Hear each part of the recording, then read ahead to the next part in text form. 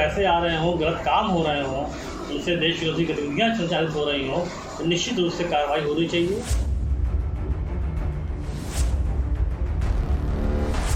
भाजपा सरकार हर मोर्चे पर विफल हो चुकी है। चुनाव के समय सिर्फ इस तरीके के शिगुफे करके जांच कमेटियां बनाई जा रही।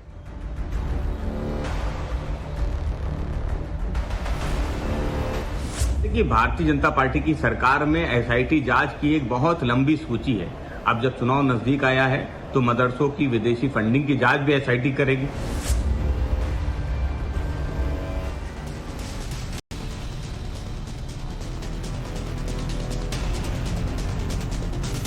नमस्कार, टाइम्स नाउ नवभारत पर देश के सबसे पसंदीदा डिबेट शो राष्ट्रवाद में आपका स्वागत है। आपके साथ मैं हूं राकेश पांडे। राष्ट्रवाद यानी देश से बढ़कर कुछ नहीं। यूपी में अवैध मदरसों पर योगी सरकार शिकंजा कस रही है। अब मदरसों की विदेशी फंडिंग की जांच हो रही है, तो सवाल है कि किस किस को टेंशन। सवाल यह भी कि विदेशी फंडिंग वाले वो कौन कौन से मदरसे हैं जो एसआईटी के रडार पर है। सवाल यह भी है कि विदेशी फंडिंग की जांच अगर हो रही है तो इसकी आंच कहां तक जाएगी। योगी सरकार ने करीब 4000 गैर मान्यता प्राप्त मदरसों की विदेशी फंडिंग पर जांच तेज कर दी है। योगी सरकार ने बाकायदा इसके लिए एसआईटी का गठन कर दिया है, जो इन मदरसों की जांच करेगी। इन मदरसों में विदेशी फंडिंग के जरिए देश विरोधी गतिविधियों में शामिल होने का आरोप है। इन मदरसों में अवैध धर्मांतरण कराने का शक है। योगी सरकार ने पिछले साल मदरसों का सर्वे कराया था, तब कई मदरसों में अवैध फंडिंग की बात सामने आई थी। यूपी नेपाल बॉर्डर के जिलों में अवैध मदरसों का जाल मिला था। सऊदी अरब, दुबई और दूसरे देशों से फंडिंग का खुलासा हुआ था। पैसे कहां से आए, सोर्स क्या, मदरसे उसका सबूत नहीं दे पाए थे। मदरसा संचालक फंडिंग के सही दस्तावेज नहीं दिखा पाए। अब सरकार एक्शन में है। मदरसा बोर्ड का भी कहना है कि सरकार को ऐसे मदरसों की जांच करनी चाहिए। हो सकता है कि सरकार के पास गोपनीय तरीके से कुछ ऐसे इनपुट्स मिले हों जिसमें कुछ गलत गतिविधियाँ संचालित हो रही हों। ये लॉ एंड ऑर्डर का मामला है, और ऐसे किसी मदरसे में इस तरह की काम हो रहे हों, अब गलत पैसे आ रहे हों, गलत काम हो रहे हों, उनसे देश विरोधी गतिविधियाँ संचालित हो रही हों, तो निश्चित रूप से कार्रवाई होनी चाहिए। और जांच के बाद मैं जरूर निवेदन करूँगा कि जांच के बाद इसकी रिपोर्ट भी सार्वजनिक रूप से हम सबको मालूम होनी चाहिए। अवैध मदरसों पर योगी सरकार एक्शन ले रही है, लेकिन विपक्ष टेंशन में है। कांग्रेस पार्टी आरोप लगा रही है कि चुनाव आते वक्त बीजेपी जांच का शिगुफा छोड़ रही है। सुनिए। भाजपा सरकार हर मोर्चे पर विफल हो चुकी है। चुनाव के समय सिर्फ इस तरीके के शिगुफे करके जांच कमेटियां बनाई जा रही हैं, क्योंकि महंगाई रोक नहीं पाए, बेरोजगारी चरम पर है, किसान परेशान है, आम युवा बेरोजगारी से परेशान है, उत्तर प्रदेश में दलितों महिलाओं पर अत्याचार हो रहा है, अल्पसंख्यकों को निशाना बनाया जा रहा है। तो ऐसे समय में ये शिगुफा फेंक के लोगों का ध्यान भटकाने की कोशिश है। आखिर सरकार के पास ऐसा मैकेनिज्म क्यों नहीं बना कि जिससे ऑडिट हो सके। अब क्या जो वित्तीय जांच है उसको पुलिस की टीम कैसे करेगी। अब सोचिए, सवाल पूछा जा रहा है कि मैकेनिज्म क्यों नहीं है, तो अरे मैकेनिज्म ही तो बनाया जा रहा है। इसीलिए सभी मदरसों का सर्वे हुआ और जो गड़बड़ झाला था वो प्रदेश की जनता, देश की जनता के सामने आ गया। और अब विदेशी फंडिंग की बात आई है, शक हुआ है, तो उसकी जांच हो रही है। समाजवादी पार्टी सरकार के इस फैसले पर सवाल उठा रही है। समाजवादी पार्टी का आरोप है कि बीजेपी सरकार के पास जनता के मुद्दों का जवाब देने के लिए कुछ नहीं है, तो ध्यान भटकाने के लिए बीजेपी मदरसों की एसआईटी जांच की बात कर रही है। सुनिए। देखिए, भारतीय जनता पार्टी की सरकार में एसआईटी जांच की एक बहुत लंबी सूची है। अब जब चुनाव नजदीक आया है तो मदरसों की विदेशी फंडिंग की जांच भी एसआईटी करेगी। भारतीय जनता पार्टी के पास आज आखिर मुद्दे क्या हैं? हिंदू मुसलमान, मंदिर मस्जिद, भजन कीर्तन, अजान, लव जिहाद, हिजाब, नकाब, मदरसे, फिल्में, मज़ारे, यूसीसी, इन मुद्दों के अलावा बेरोजगारी, महंगाई, किसान, मजदूर पे भारतीय जनता पार्टी जवाब नहीं देना चाहती। आज जब जनता वो सवाल पूछ रही है बेरोजगारी, तो भारतीय जनता पार्टी की सरकार वो विदेशी फंडिंग की बात कर रही है, मदरसों की बात कर रही है, लेकिन जनता वो बेरोजगारी और महंगाई पे सवाल पूछ रही है। आप सोचिए, इतने लोगों ने एक बार भी सवाल नहीं उठाया कि भाई मदरसे से टेरर एंगल का कनेक्शन आ कैसे गया। सरकार इस पर और सख्त हो जाए, देरी क्यों हो रही है? उल्टे सरकार पर सवाल की एसआईटी जांच क्यों? उधर बीजेपी ने योगी सरकार के इस फैसले का स्वागत किया है। बीजेपी का कहना है कि आंतरिक सुरक्षा का मुद्दा काफी बड़ा है और इसे दूसरे राज्यों में भी लागू करना चाहिए। should not be done only in UP, but it should be done in almost all the states, because this is a very major internal security issue. All those madrasas who are getting funded by different countries and different organizations must be taken into the radar, because what kind of education they are imparting and for what they are getting funded, this should be in the government's knowledge. So I guess it's a welcome step and all states should follow this. चलिए वो सवाल आपके सामने रखता हूं जिनके इर्द गिर्द आज की चर्चा आगे बढ़ने वाली है। सवाल पहला ये कि मदरसों पर नकेल नहीं चलेगा विदेशी फंडिंग का खेल। विदेशी फंडिंग की एसआईटी जांच कर रही है तो इसकी आज कहां तक पहुंचेगी? मदरसों पर योगी का एक्शन, किस किस को टेंशन? और सवाल यह भी कि आतंक को पाला तो अवैध मदरसों पर लगेगा ताला। चलिए आपका परिचय आज के मेहमानों से करवाता हूं। राजकुमार भाटी जी समाजवादी पार्टी के नेता और प्रवक्ता, मौलाना साजिद रशीदी जी इस्लामिक स्कॉलर के तौर पर, आदिल हसन एमआईएम पार्टी के नेता और प्रवक्ता, विक्रम सिंह जी पूर्व डीजीपी उत्तर प्रदेश और सूर्या मैथिल पॉलिटिकल एनालिस्ट के तौर पर। और आज मैं शुरुआत विक्रम जी आपसे कर रहा हूं और सवाल ये कि एक तो ये फैसला कैसा, इसकी जांच कहां तक, कौन से जिले इसके रडार पर हैं, और क्या वाकई आपको लगता है जिस तरीके से कुछ घटनाक्रम है कि फॉरेन फंडिंग हो रही है और यह सही जांच अब एक ठोस कार्रवाई? पैनलिस्ट को नमस्कार। ये एक गंभीर समस्या है जो आज से नहीं चल रही है। ये 90 के दशक से यूपी नेपाल सीमा पे, जहां पे 8 से ज्यादा जनपद को प्रभावित थे, बिल्कुल डिस्प्रपोर्शनेट तरीके से मदरसों का बनना और उनका आबाद होना। किसी चीज का बनने के पीछे कोई कारण होता है। बिना कारण अकस्मात अगर वहां मदरसे बन रहे हैं, वहां पर पाकिस्तान नागरिकों को लाके बसाने की कोशिश की जा रही है, नाजायज बांग्लादेश के जो माइग्रेंट्स उनको बसाने की कोशिश की जा रही है। बहावलपुर पाकिस्तान में जो नकली नोट छप रहे थे इनके जरिए, क्योंकि आपको ये भी मालूम होना चाहिए कि नेपाल में पाकिस्तान आईएसआई ने अभी बैंक ऑफ पाकिस्तान और हिमालयन बैंक से मिल करके राष्ट्रीय बैंक नेपाल से मिलकर हिमालयन बैंक बनाया। वो इन मदरसों के जरिए नकली नोट भारत में प्रवेश कराता था। आपको जान के ताज्जुब होगा राकेश जी, यहां नोटबंदी भारत में बंद हो गई, पाकिस्तान की अर्थव्यवस्था वैसे ही सूख गई। इन मदरसों का काम, आपने सही कहा, एसटीएफ के दौर में, और मैंने खुद देखा है, इन मदरसों का दुरुपयोग, वैसे दुरुपयोग तो किसी भी स्थान का हो सकता है, लेकिन मदरसों का दुरुपयोग अवांछनीय तत्वों को शरण देना, रेडिकलाइजेशन में मदद करना और इस तरीके की अवांछनीय मदद प्राप्त करना। तीसरी चीज, आप अगर विदेश से धन प्राप्त करते हैं तो उसकी एक प्रक्रिया बनी है। एफसीआरए का अनुमोदन लिया आपने अपने फंड्स को ऑडिट कराया, और अगर ऑडिट कराया तो उसको सरकार को सबमिट किया, और ऑडिट ऑब्जेक्शंस के ऊपर क्या आपने कार्रवाई की? अगर इसमें किसी भी एक प्रश्न का उत्तर ना आता है तो उसके बारे में कार्रवाई सरकार को करने का पूरा अधिकार है।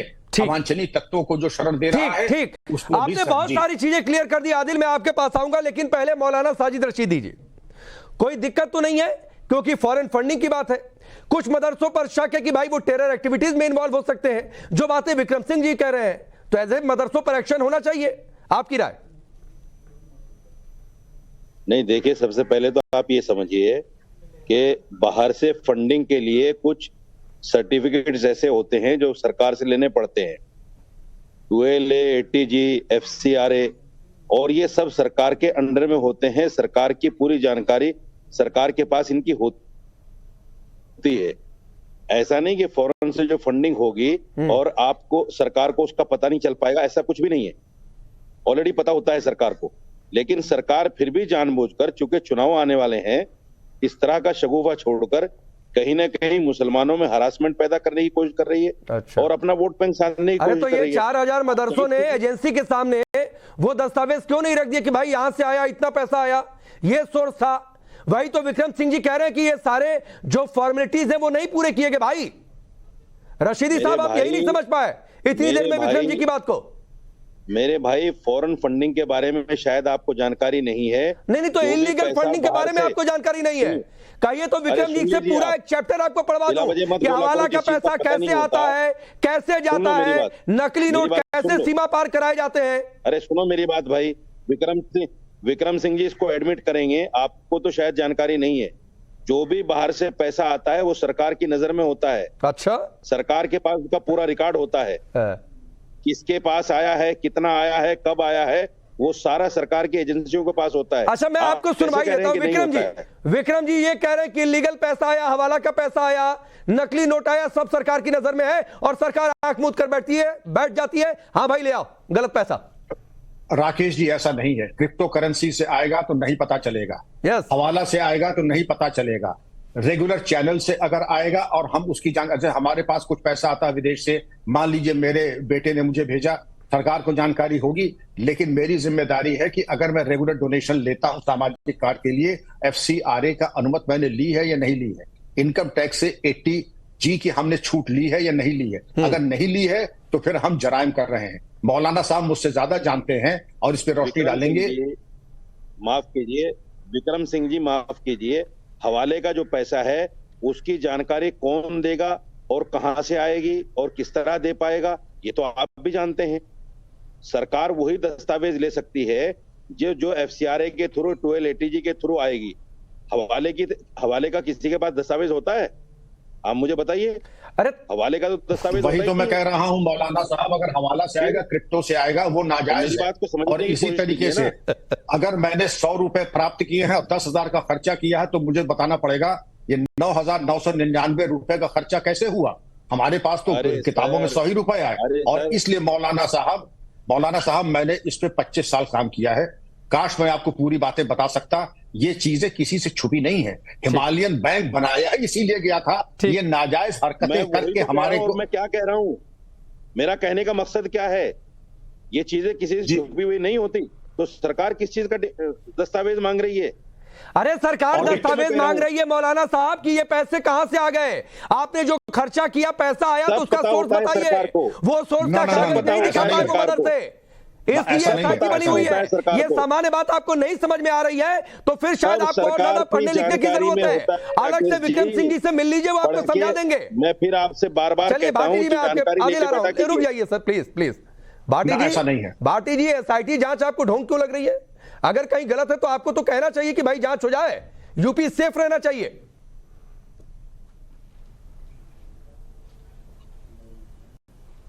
नहीं, एक तो राकेश पांडे जी, मुझे ये बात बड़ी अजीब लग रही है कि आपकी इस डिबेट में ना तो कोई यूपी गवर्नमेंट का प्रवक्ता है ना भारतीय जनता पार्टी का प्रवक्ता है।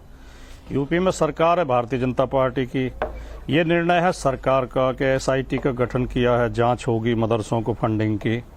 उन दोनों जो उससे संबंधित संस्थाएं हैं उनका कोई आपकी डिबेट में प्रवक्ता नहीं है। अगर हमें कोई सवाल पूछना है या हम कुछ संदेह उठाएंगे तो उसका जवाब कौन देगा? सुन लीजिए, जो प्रवक्ता अलॉट किए गए थे वो आखिरी समय पर उनसे संपर्क नहीं हो पाया, ये वजह है। चलिए आगे अपनी बात रखिए। ये राकेश जी प्रवक्ता है ना उन्हीं के, राकेश जी। अरे रशीदी साहब मत चिंता करिए ना उसकी, इतनी बौखलाहट क्यों है? मदरसों की जांच हो रही है, आपके घर की जांच नहीं हो रही है। जो मदरसे इलीगल फंडिंग जिन्होंने ली होगी वो फंसेंगे, आप नहीं फंसेंगे। तो इतना मत बौखलाइए रशीदी साहब। चलिए भाटी जी अपनी बात रखिए। राकेश पांडे जी, एक तो इस बात में संदेह है कि ये जो जांच की जा रही है, SIT की जांच, ये किसी अच्छे उद्देश्य के लिए की जा रही है। ये काला धन रोकने के लिए की जा रही है, ब्लैक मनी रोकने के लिए की जा रही है, हवाला रोकने के लिए की जा रही है, नकली नोट रोकने के लिए की जा रही है, इसमें ही संदेह है। ये केवल मुसलमान समुदाय को परेशान करने के लिए, डराने के लिए, उनके अंदर भय पैदा करने के लिए की जा रही है, भाईचारा खराब। दूसरा संदेह ये पैदा होता है कि सरकार तो जो कर रही है, लेकिन आपका चैनल भी जो डिबेट कर रहा है, उसका उद्देश्य भी डिबेट नहीं है, उसका उद्देश्य भी एक तरफा माहौल बनाना है। अगर आपका उद्देश्य डिबेट होता तो आप सरकार सत्ता पक्ष के आदमी को बैठाते, हम उससे 10 सवाल पूछते, वो जवाब तो दे। तीसरी बात, आपने सुना नहीं, आदरणीय विक्रम सिंह जी को मैं बहुत सम्मान। आप सुन लीजिए सर, बस आपको बता देता हूं, शायद पहले आपने सुना नहीं। प्रवक्ता अलॉट हुए थे बीजेपी की ओर से, आखिरी समय पर संपर्क नहीं हो पाया, ये वजह है कि वो यहां पर मौजूद नहीं है। मैंने अच्छी तरह सुन लिया। हाँ, मैंने सुन लिया। हाँ, मैंने सुन लिया। मैं तो आपके चैनल से भी निवेदन करना चाहूंगा कि आप 24 घंटे तो भारतीय जनता पार्टी की मदद करते रहते हैं, भारतीय जनता पार्टी के पक्ष में फील्डिंग करते हैं, उसका प्रचार करते हैं, और वो अपने प्रवक्ता नहीं भेजते आपके चैनल पे। आपको तो बायकॉट कर देना चाहिए बीजेपी का, इन्हें ब्लॉक करो, कल से कोई बुलाओ मत बीजेपी। अरे छोड़िए ना भाटी जी, आप अपनी बात रखिए। आपको वजह बता दिया कि क्यों बीजेपी का प्रवक्ता अभी मौजूद नहीं है, फिर भी आप वहीं पर अटके हुए हैं। अपनी बात रखिए ना सर। छोड़िए।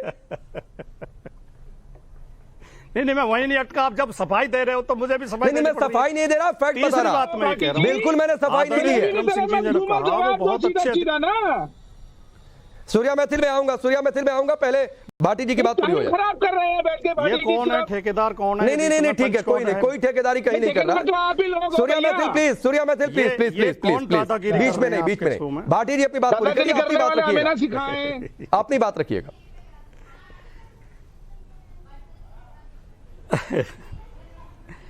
एक तीसरी बात जो आदरणीय विक्रम सिंह जी ने कही, मैं ये बहुत सम्मान के साथ, क्योंकि वो बहुत अच्छे अधिकारी रहे हैं, इसमें कोई संदेह नहीं है, लेकिन उन्होंने ऐसी अनर्गल बात कह दी कि मुझे शर्म आ रही है कि आप डीजीपी पद पर रहे हैं, आप कह रहे हैं जांच जो है नकली नोटों की, हवाला की, जो गलत पैसा आ रहा है उसका फिर मदरसे से क्या लेना देना?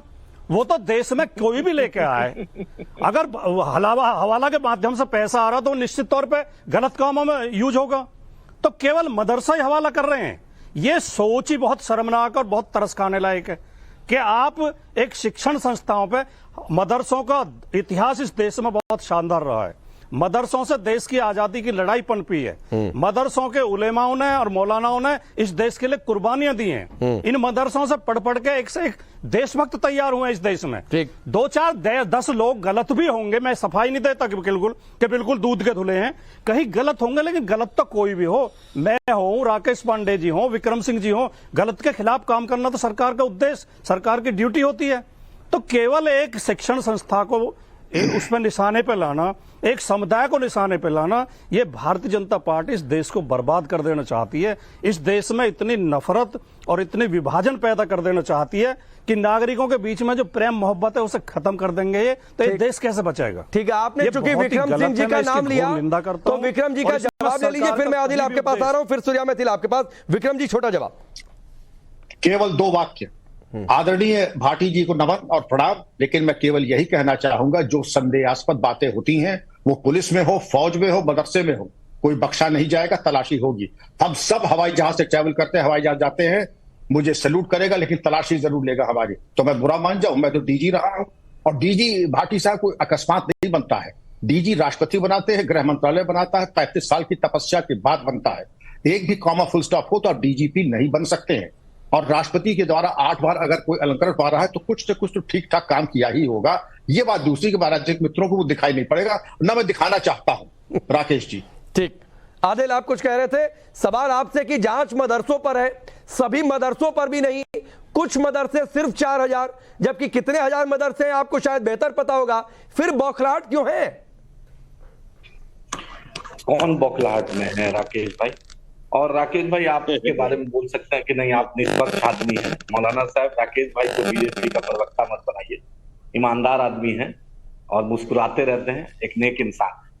जहां तक आपने मदरसा की बात की, तो राजा राम मोहन राय भी मदरसा से पढ़े, और देश की आजादी में अगर सबसे ज्यादा बढ़ चढ़ कर किसी ने योगदान दिया है तो मदरसा दिया है।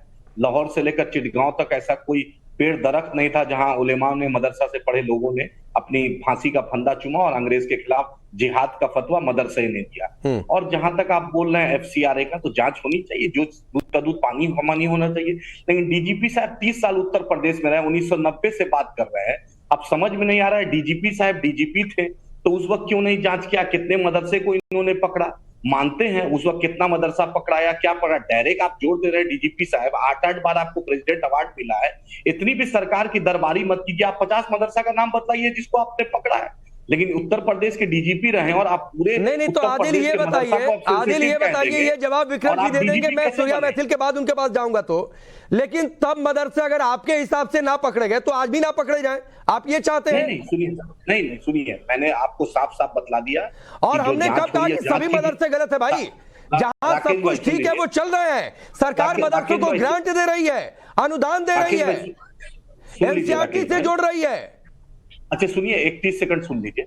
एक बात होगा कि अटल बिहारी वाजपेयी ने मदरसा मॉडर्नाइजेशन का जो शुरुआत की थी, उसकी तनख्वाह उसी उत्तर प्रदेश सरकार में मदरसा टीचरों को नहीं मिल रही है। योगी जी को बतला दीजिए, उसमें ब्राह्मण टीचर हैं, उसमें राजपूत टीचर है, उसमें नॉन मुस्लिम टीचर भी हैं। और आपको एक जानकारी दे दें कि जब से 1925 में RSS बना है, आज तक RSS ने FCRA नहीं लिया है, ATG नहीं लिया है, 12A का सर्टिफिकेट नहीं लिया है, 28 संस्थान चलाती है, करोड़ों रुपए का लेन देन होता है। बतलाएं कि आरएसएस से बड़ा कौन इस देश में संस्था है जिसका कोई एटीजी नहीं ले, कोई होम मिनिस्ट्री में उसका दस्तावेज नहीं है, अरे कोई आदिल इनकम तो टैक्स क्या कर रहे हैं भाई? आपकी पार्टी के मुखिया तो इतने बड़े बैरिस्टर है ना, बोलिए कि जाइए आरएसएस पर केस कर दे कि आरएसएस हवाला में इन्वॉल्व है, आरएसएस के पास इलीगल फंडिंग है। आपके पार्टी के मुखिया तो इतने बड़े वकील है, आज तक इतने शांत कैसे बैठ गए? क्या मैं आपको ऑन रिकॉर्ड बोल रहा हूँ, क्या फाइनेंस मिनिस्ट्री के पास आरएसएस का कोई? अरे मैं कह रहा हूँ, अरे मैं फ्री की एडवाइस दे रहा हूँ, फ्री की एडवाइस दे रहा हूँ। इनको जानकारी है, आपकी पार्टी के मुखिया इतने बड़े बैरिस्टर है, डीजीपी साहब से पूछिए ना, डीजीपी बहुत दलीलें उनके पास है। अरे तो छोड़िए, अरे डीजीपी जी क्या कहेंगे नहीं कहेंगे वो बात की बात है। मैं कह रहा हूँ आज तक क्यों नहीं हुआ सरकार की चमचागिरी? अरे असदुद्दीन ओवैसी ने क्यों नहीं केस कर दिया? अरे भाई हम केस क्या करेंगे? चाहिए था आरएसएस का डेटा, केस करें, हम सरकार में आरएसएस का डेटा लेकर, और कितना गड़बड़ पैसा आरएसएस के पास है। आज तक मुझे याद नहीं कि संसद में कभी प्रश्न पूछा हो, कभी आवाज उठाई हो आरएसएस का। आप आरएसएस का जांच कीजिए, 1 रुपए का ट्रांजैक्शन उसका नहीं है आरएसएस का। फिर वही बात है। अरे मैं कह रहा हूँ आदिल, आपके पास सबूत है, बोलिए ओवैसी को कि अगले स्टेशन में लेकर आ जाए, पार्लियामेंट में लेकर आ जाए। सूर्या मैथिल, ये मदरसे पर जांच पर बौखलाहट नहीं तो और क्या है? अगर आरएसएस के पास गलत पैसा को ओवैसी ने आज तक संसद में क्यों नहीं रखा? उस जांच का क्यों नहीं करती? धन्यवाद राकेश भाई। आशा करता हूं जैसे मैंने सबको सुना है वैसे मुझको भी मौका मिलेगा अपनी बात पूरी रखने का, और मेरे जितने भी मित्र हैं अगर उनको कोई प्रश्न है तो बाद में पूछ लेना। देखिए राकेश भाई, अभी आरएसएस के ऊपर प्रश्न उठाया मेरे एआईएमआईएम के प्रवक्ता मित्र ने, तो मैं पहले तो ऑन रिकॉर्ड बता देता हूं कि राष्ट्रीय स्वयंसेवक संघ और उससे जुड़े 28 संगठन नहीं है भैया, सैकड़ों संगठन है, और सभी संगठन भारत के संविधान में पूर्ण विश्वास करते हैं। Income tax pan card number भी है, एटीजी भी है, 12A भी है, और साथ में एफसीआर है। यदि विदेशी झंडा नहीं फहराए थे, सुन लीजिए, बीच में मत बोलिए, मैंने बीच में नहीं बोला, आज तक झंडा नहीं फहराया इसलिए 1952 झंडा नहीं फहराए थे, तिरंगा नहीं फहराए थे, इसीलिए तिरंगा नहीं फहराए थे। चुप रहो, दलाल चुप रहो, चुप। मैं बीच में आ रहा हूँ। आदिल मैंने पहले भी कहा है कि ऐसी भाषा इस्तेमाल मत करिए, मैं किसी को बिल्कुल अलाउ नहीं करूंगा, वरना मैं सूर्या मैथिल भी ऐसे ही पलटकर आपको जवाब दे तो आपको अच्छा नहीं लगेगा। नहीं, मैं भी जवाब देना जानता हूँ, अगर वो जवाब देगा तो मैं भी जवाब दूंगा, याद रखिएगा उसको बोल दीजिए। अरे भैया अगर मदरसा छाप है, पूछे सूर्या मैथिल से। राकेश भाई मुझे बोलने का नहीं, यही मैं दिखा रहा था कि आदिल बौखलाहट है मदरसों पर जांच से, इसको पूछिए, कोई क्योंकि मुस्लिम वाला कार्ड खेलना है। सूर्या मैथिल की आवाज को दे रहे हैं 30 सेकंड अनइंटरप्टेड सूर्या मैथिल को। ये देखिए, धन्यवाद। देखिए मैं आपको 2014 से पहले की जानकारी दे रहा हूं कि इस देश के अंदर 18,000 से ज्यादा एनजीओ रजिस्टर्ड थे, जो कि एफसीआर उनके पास था। लेकिन मोदी सरकार 2014 के बाद से जब से आई है लगातार इनकी सफाई करती चली जा रही है, और 10,000 से ज्यादा एफसीआर जो है उनको रिजेक्ट किया गया क्योंकि उनमें अनियमितताएं पाई गई। और उसी प्रकार उत्तर प्रदेश में देख लीजिए, 25,000 मदरसों की जानकारी लिखी, सर्वे हुआ, उसमें से 16,500 मदरसे ही केवल रजिस्टर्ड पाए गए, बाकी सब मदरसे जो है वो। ठीक है सूर्या, मैं आऊंगा। एक बहुत जरूरी सवाल, एक बहुत जरूरी सवाल जो कि सामने रखा भी जाना चाहिए। भाटी जी मैं आपको 30 सेकंड देता हूं, और 30 सेकंड में जरा ग्राफिक्स चलाइए कि कौन कौन से सरकार जो है कदम उठा रही है मदरसों के लिए, चाहे बजट की बात हो, मानदेय की बात हो, साइंस मैथ किट की बात हो, लैब की बात हो भाटी जी, या फिर एआई कोडिंग सिखाने की बात हो। तो आप लोगों को ये कदम नहीं उठते हैं? कुछ मदरसों पर शक है, जांच हो रही, तो आपको लगता है कि ये एक समुदाय को डराने की बात, भाईचारा खराब हो रहा है?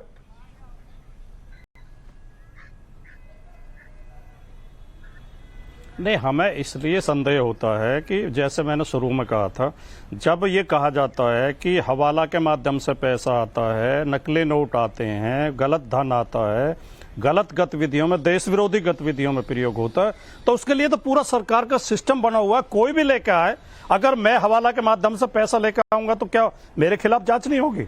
तो केवल इस नाम को लेकर जब मदरसों को टारगेट किया जाता है तो ऐसा लगता है कि सरकार की नीयत खराब है, और वो लगता नहीं है, वो है ही, वो दिखाई दे रहा है।